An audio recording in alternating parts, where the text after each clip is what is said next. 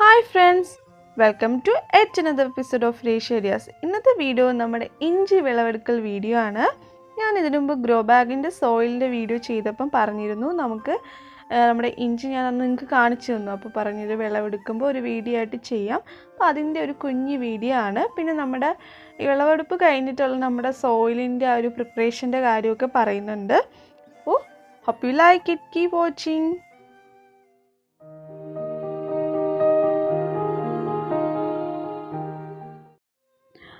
അപ്പോൾ ഇതാണ് നമ്മുടെ ഇഞ്ചി നട്ടിരിക്കുന്നത്. ഗ്രോ ബാഗിലാണ് ഞാൻ എല്ലാ ഇഞ്ചിയും നട്ടേക്കുന്നത്. ഏകദേശം ഒരു 10-11 ബാഗുകളുണ്ട്. അപ്പോൾ നമുക്ക് നമ്മുടെ ഓരോ ബാഗായിട്ട് എടുത്ത് നോക്കാം. നമ്മുടെ ഇഞ്ചി എത്ര ഉണ്ട്, വളർന്നിട്ടുണ്ടോ, നമുക്ക് എന്തെങ്കിലുമൊക്കെ കിട്ടിയിട്ടുണ്ടോ എന്നൊക്കെ നോക്കാം. ഗ്രോ ബാഗിന് നമുക്ക് ഇഞ്ചി എടുക്കാൻ വേണ്ടിയിട്ട് വളരെ ഈസിയാണ്. നമ്മളിങ്ങനെ ബാഗിനെ മറിച്ചിട്ടതിന് ശേഷം ഇതിലെ മണ്ണ് നന്നായിട്ടൊന്ന് തട്ടി കൊടുത്താൽ മതി. നമുക്ക് പെട്ടെന്ന് ഇളക്കിയെടുക്കാം. ഇപ്പം നമ്മൾ തറയിൽ മണ്ണിലാണ് ഇതുപോലെ ഇഞ്ചി നട്ടെടുക്കുകയാണെങ്കിൽ നമുക്കിത് എടുക്കാൻ വേണ്ടിയിട്ട് പിന്നെ നമ്മൾ നന്നായിട്ടിട്ട് കിളക്കുകയൊക്കെ ചെയ്യണം. ഇതിൻ്റെ ആവശ്യമൊന്നുമില്ല. ഇതുപോലെ നമ്മുടെ കവറിന് ഇങ്ങനെ മറിച്ചിട്ടിട്ട് നല്ലോണം എല്ലാ സൈഡിൽ നിന്നൊന്ന് തട്ടിക്കൊടുക്കുക. അപ്പോഴത്തേക്ക് ആ മണ്ണങ്ങ് ലൂസാകുകയും നമുക്ക് പെട്ടെന്ന് തന്നെ നമ്മുടെ ഇഞ്ചി ഇളക്കിയെടുക്കാൻ പറ്റും.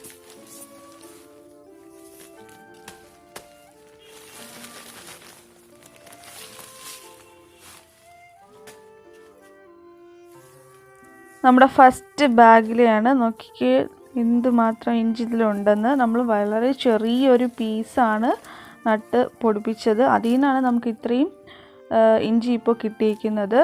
പിന്നെ അതുപോലെ നമ്മളിതിന് എന്താ പറയുക, ഞാൻ ഒരുപാട് അങ്ങനെ കെയർ ചെയ്തു അങ്ങനെയൊന്നും അല്ല. വളരെ ഇത് നമ്മൾ നട്ടു, അത്യാവശ്യം ഇടയ്ക്കൊക്കെ ഒന്ന് ഫെർട്ടിലൈസ് ചെയ്തു എന്നല്ലാതെ ഇതിന് ഭയങ്കര കെയറിങ്ങോ അങ്ങനെ ഒന്നും ചെയ്തിട്ടില്ല.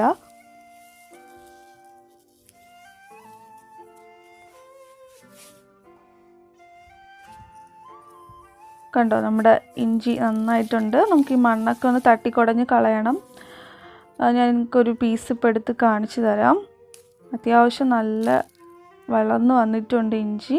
അപ്പോൾ ഇതിന് വേറെ പൊടിപ്പൊക്കെ വന്നിട്ടുണ്ട്. കാരണം ഇത് അടുത്ത് നടേണ്ട സമയമായിട്ടുണ്ട്. കുറച്ചും കൂടെ നേരത്തെ നമ്മളിത് വിളവെടുക്കേണ്ടതായിരുന്നു. ഇതിപ്പോൾ പുതിയ പൊടിപ്പൊക്കെ വന്നു തുടങ്ങി. എന്നാലും സാരമല്ല, നമുക്കിതിനെ കട്ട് ചെയ്തിട്ട് പുതിയത് നടാൻ പറ്റും. അപ്പോൾ നമുക്കിനി ബാക്കിയുള്ള ബാഗ്സും കൂടെ ഓരോന്നായിട്ട് നോക്കാം, എത്രത്തോളം നമുക്ക് ഇഞ്ചി കിട്ടിയിട്ടുണ്ടെന്നൊക്കെ നോക്കാം.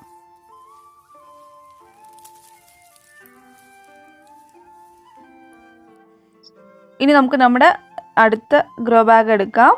ഇതും നമ്മൾ നേരത്തെ പോലെ തന്നെ നമ്മൾ നല്ല മണ്ണിങ്ങനെ ഇടിച്ച് ഇളക്കി കൊടുത്താൽ മതി. അപ്പോഴത്തേക്ക് പെട്ടെന്ന് നമ്മുടെ ഇഞ്ചി നമുക്ക് ഇതിൽ നിന്ന് ഇളക്കിയെടുക്കാൻ പറ്റും.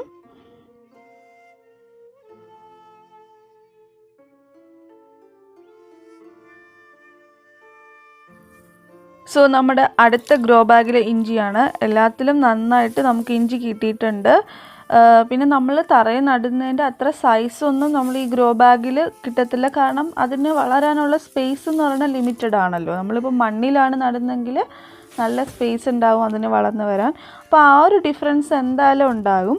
പക്ഷേ ഇതെന്ന് പറയുന്നത് നമ്മൾ കുറച്ച് ലിമിറ്റഡ് സ്പേസിൽ നമ്മുടെ കുറച്ച് ടൈം ഇൻവെസ്റ്റ് ചെയ്തിട്ട് അതുപോലെ നമ്മൾ ചെയ്തെടുക്കുന്നതാണ്. ഇത് നമ്മൾ നേരത്തെ നോക്കിയ ഗ്രോ ബാഗിനെക്കാട്ടിയും കുറച്ചും കൂടെ വലിയൊരു ഗ്രോ ബാഗാണ്. അപ്പോൾ നമുക്ക് നോക്കാം ഇതിൽ കൂടുതൽ ഉണ്ടോ. കാരണം നമ്മുടെ ആ ബാഗിൻ്റെ സൈസ് വ്യത്യാസം ഉണ്ടല്ലോ. അപ്പോൾ ഇതിൻ്റെ കുറച്ചും കൂടെ നമുക്ക് ഇഞ്ചി ഉണ്ടാവും നോക്കാം. ഉണ്ട്, നേരത്തേതിനെക്കാട്ടിലും ഇതിൽ കുറേയും കൂടെ ഇഞ്ചി വളർന്നിട്ടുണ്ട്. അതാണ് ഞാൻ പറഞ്ഞത്, അതിന് വളരാനുള്ള സ്പേസ് അനുസരിച്ചിട്ട് അതിൻ്റെ ഗ്രോത്തിൻ്റെ വ്യത്യാസം വരുമെന്നും. ഇതിൽ നമുക്ക് കുറച്ചും കൂടെ ഇഞ്ചി കിട്ടിയിട്ടുണ്ട്. അപ്പോൾ ഇതുപോലെ നമുക്ക് ബാക്കിയുള്ള എല്ലാ ബാഗിലും ഇഞ്ചി ഇളക്കിയെടുക്കാം. ഞാൻ എല്ലാം കാണിക്കുന്നില്ല, വെറുതെ നമ്മുടെ വീഡിയോ ലെങ്തി ആയി പോവും. അപ്പോൾ ഞാൻ മൊത്തം ഇതുപോലെ ഇളക്കിയെടുത്തതിന് ശേഷം നിങ്ങൾക്ക് കാണിച്ചു തരാം. അപ്പോൾ നമ്മുടെ ഫുൾ ഇഞ്ചി നമ്മളിപ്പോൾ വിളവെടുത്ത് കഴിഞ്ഞു. അപ്പോൾ ഇത്രയും ഇഞ്ചിയാണ് നമുക്ക് കിട്ടിയത്. 10 ഗ്രോ ബാഗാണ് ഉണ്ടായിരുന്നത്. അതിൽ നിന്ന് ഏകദേശം ഒരു 6-7 കിലോ അതിനടുപ്പിച്ച് നമുക്ക് ഇഞ്ചി കിട്ടിയിട്ടുണ്ട്. ആൻഡ് ഞാനിതൊരു 8 മാസമായി ഇഞ്ചി നട്ടതിന് ശേഷം 8 മാസമായി. അതിന് ശേഷമാണ് ഇപ്പോൾ വിളവെടുക്കുന്നത്. അതിനിടയ്ക്ക് ഇതിന് ഞാൻ വളമായിട്ട് കൊടുത്തത് നമ്മുടെ ഉണക്ക ചാണകപ്പൊടി മാത്രമാണ് ഇതിന് വളമായിട്ട് ചെയ്തിട്ടുള്ളത്. പിന്നെ വെള്ളം ഒഴിച്ചു കൊടുക്കും.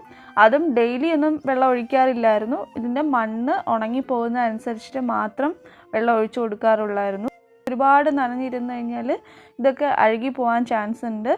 അതുകൊണ്ട് മണ്ണ് നനവ് മാറുമ്പോൾ മാത്രമേ ഞാൻ വെള്ളം ഒഴിക്കാറുണ്ടായിരുന്നുള്ളൂ. അതുപോലെ വളവും ചാണകം ഇട്ട് കൊടുക്കുമായിരുന്നു. ഇത്രയും ഞാൻ അതിന് ചെയ്തിട്ടുള്ളൂ. നമ്മൾ യഥാർത്ഥത്തിൽ എൻ്റെ ഒരു അറിവ് വെച്ചിട്ട് കേരളത്തിൽ നമ്മൾ ഫെബ്രുവരി ടൈമിലൊക്കെയാണ് ഇഞ്ചി നടുന്നതെന്നാണ് തോന്നുന്നത്. അത് കഴിഞ്ഞൊരു 6 മാസം കഴിയുമ്പോഴാണ് ഇതിൻ്റെ വിളവെടുപ്പ് വരുന്നത്. പക്ഷെ നമ്മൾ ഇപ്പോൾ ഗ്രോ ബാഗിലൊക്കെ നടുമ്പോൾ കറക്റ്റ് ആ രീതിയിൽ വരണം എന്നൊന്നുമില്ല, കുറച്ച് ഡിഫറൻസൊക്കെ വരും.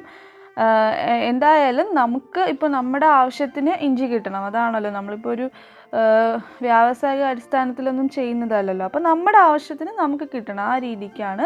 സോ നമുക്ക് ഏത് ടൈമിൽ വേണമെങ്കിലും നടാം, അതിന് പ്രശ്നമൊന്നുമില്ല. ഇനിയിപ്പോൾ എന്തായാലും ഇനിയിപ്പോൾ നമ്മുടെ ഫെബ്രുവരി ആവാറായല്ലോ. ഇപ്പോൾ ഫെബ്രുവരിയിൽ നമ്മൾ വീണ്ടും ഇതിൽ നിന്ന് വിത്തെടുത്തതിന് ശേഷം നടുന്നതായിരിക്കും. അപ്പോൾ അതിൻ്റെ വീഡിയോ എന്തായാലും ഞാൻ ചെയ്യുന്നതായിരിക്കും. അപ്പോൾ നിങ്ങളത് മിസ് ചെയ്യാണ്ട് കാണുക. അപ്പോൾ ഇത്രയും ഇഞ്ചിയാണ് നമുക്ക് കിട്ടിയത്. ഇനി നമ്മൾ ഇതുപോലെ ഇതിൻ്റെ ഇലയൊക്കെ വെട്ടിക്കളയണം. പിന്നെ നമ്മൾ എപ്പോഴാണ് ഇഞ്ചി ഹാർവെസ്റ്റ് ചെയ്യേണ്ടത്, അതായത് ആ ഇഞ്ചി നമുക്ക് എടുക്കാറായി എന്ന് തോന്നുന്ന വെച്ച് കഴിഞ്ഞാൽ അതിൻ്റെ ഇലയൊക്കെ വാടി ഇങ്ങനെ ചാഞ്ഞ് കിടക്കും, അത് കരിഞ്ഞു തുടങ്ങും. അപ്പോഴാണ് നമ്മൾ ഹാർവെസ്റ്റ് ചെയ്യേണ്ടത്. പക്ഷേ അതിന് മുമ്പ് വേണമെങ്കിൽ നമുക്കിപ്പം നമ്മൾ വീട്ടാവശ്യത്തിനാണ് നടുന്നത്, നമുക്ക് കുറച്ച് ഇഞ്ചി വേണം എന്നുണ്ടെങ്കിൽ നമുക്ക് ഓരോ ഗ്രോ ബാഗിൽ ഇഞ്ചിയായിട്ട് എടുക്കാവുന്നതാണ്, പ്രശ്നമൊന്നുമില്ല. അപ്പോൾ നമുക്ക് ഇത്രയും ഇഞ്ചി കിട്ടിയിട്ടുണ്ട്. ഇനി ഇതിൻ്റെ മണ്ണൊക്കെ ഒന്ന് പോകാൻ വേണ്ടി വാഷ് ചെയ്തെടുത്തതിന് ശേഷം ഇതിനൊന്ന് 2-3 ദിവസം ഒന്ന് ഉണക്കിയെടുത്താൽ മതി. അങ്ങനെ വയ്ക്കുമ്പോഴത്തേക്ക് നമുക്കിത് കുറേ നാൾ കേടുകൂടാണ്ടൊക്കെ സൂക്ഷിക്കാൻ പറ്റും. പിന്നെ ഇതിൽ നിന്ന് തന്നെ നമുക്ക് നെക്സ്റ്റ് നടാനുള്ള ഇഞ്ചി വിത്തും കൂടെ എടുക്കാവുന്നതാണ്. ഇനി നമുക്ക് ചെയ്യേണ്ടത്, നമ്മൾ നേരത്തെ ഇതിൽ ഗ്രോ ബാഗിൻ്റെ സോയിലുണ്ടല്ലോ, നമ്മൾ ആ മണ്ണ് എടുത്ത് വെച്ചിട്ടുണ്ട്. ഇനി അതിന് നമ്മൾ കളയേണ്ട ആവശ്യമൊന്നുമില്ല, ആ മണ്ണ് തന്നെ നമുക്ക് ട്രീറ്റ് ചെയ്ത് റീയൂസ് ചെയ്യാം. അപ്പോൾ നമുക്ക് വീണ്ടും ഓരോ ഇത് കഴിയുമ്പോൾ പുതിയ മണ്ണ് എടുക്കേണ്ട ആവശ്യമില്ല. അപ്പം നമുക്ക് നെക്സ്റ്റ് അതെങ്ങനെയാണെന്ന് കാണാം. നമുക്ക് ഗ്രോ ബാഗിലുള്ള എല്ലാ മണ്ണും ഞാനിപ്പോൾ ഇവിടെ കൂട്ടിയിട്ടിട്ടുണ്ട്. ഇനി നമുക്കിതിലോട്ട് കുമ്മായം ഇട്ട് കൊടുക്കണം. കുമ്മായം ഇട്ടിട്ട് നമ്മൾ ഇതിനൊന്ന് ട്രീറ്റ് ചെയ്തതിന് ശേഷം ഒരു 7 ദിവസം നമ്മൾ അങ്ങനെ തന്നെ ഇട്ടേക്കണം. അതിന് ശേഷമാണ് നമുക്ക് ഈ മണ്ണ് റീയൂസ് ചെയ്യേണ്ടത്. അപ്പോൾ നമ്മൾ ഇതിലോട്ട് കുമ്മായം ആഡ് ചെയ്യുന്നത്, ഒരു ഗ്രോ ബാഗിൻ്റെ സോയിലിന് ഒരു 25 ഗ്രാം കുമ്മായം എന്ന അളവിൽ ആഡ് ചെയ്ത് കൊടുക്കുക. ആഡ് ചെയ്തതിന് ശേഷം ഇത് നന്നായിട്ടൊന്ന് മിക്സ് ചെയ്തെടുക്കണം. മിക്സ് ചെയ്തതിന് ശേഷം നമ്മൾ ഇതിനൊന്നിങ്ങനെ നിരത്തിയിട്ടിട്ട് ഇതിൻ്റെ പുറത്തുകൂടെ ഒരു പ്ലാസ്റ്റിക് കവർ ഇട്ടതിന് ശേഷം ഒരു 7 ഡേയ്സ് അങ്ങനെ തന്നെ വെച്ചേക്കണം. അപ്പോൾ മണ്ണിങ്ങനെ സ്പ്രെഡ് ചെയ്തിട്ടതിന് ശേഷം ഇതിൽ നമ്മൾ കുമ്മായം ഇട്ട് കൊടുക്കുകയാണ്. ഞാൻ ഇടുന്നതെന്ന് വെച്ചാൽ ഒരു ഗ്രോ ബാഗിൻ്റെ സോയിലിൽ ഏകദേശം ഒരു 25 ഗ്രാം കുമ്മായം വരുന്ന അളവിലാണ് ഇപ്പോൾ ഇട്ട് കൊടുക്കുന്നത്. അപ്പോൾ ഇതുപോലെ ഫുള്ള് നമ്മുടെ മണ്ണിൽ ഇട്ട് കൊടുക്കുക. അതിനുശേഷം നമ്മുടെ മൺവെട്ടി വെച്ച് ഇത് നന്നായിട്ട് ആദ്യം ഒന്ന് മിക്സ് ചെയ്യുക. ഫസ്റ്റ് ഇങ്ങനെ ഒരുക്കിയിട്ട് മിക്സ് ചെയ്തിട്ട് നമുക്ക് ഒരു പ്രാവശ്യം കൂടെ ഇട്ട് കൊടുക്കുക. അപ്പം ഫുൾ നമ്മുടെ എല്ലാ മണ്ണിലും ഇതായി വരും. അപ്പോൾ നമ്മൾ മിക്സ് ചെയ്യുമ്പം നന്നായിട്ട് മിക്സ് ചെയ്തെടുക്കുക. മൺവെട്ടി വെച്ചതിന് ശേഷം നന്നായിട്ട് ഇതൊന്ന് മിക്സ് ചെയ്തെടുക്കണം.